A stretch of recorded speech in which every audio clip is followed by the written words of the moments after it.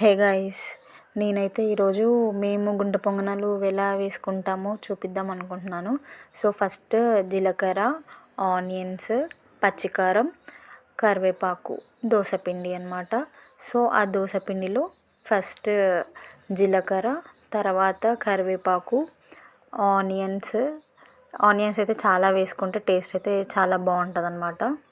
Onions, పచ్చికారం, salt కూడా వేసుకోవాలన్నమాట. ఇందాక సాల్ట్ చూపించడం క్లిప్ మర్చిపోయాను. సో సాల్ట్ అంతా వేసేసుకొని మిక్స్ అయితే చేసుకోవాలన్నమాట.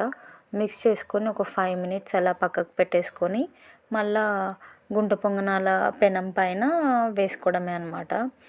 సో మా డిఫరెంట్ టైప్స్ ఉంటాయి కదా పెనాల్లో కూడా, పెనంలు 7, 9, 12 అని చెప్పేసి ఉంటాయి. మాదైతే 9 అనమాట. సో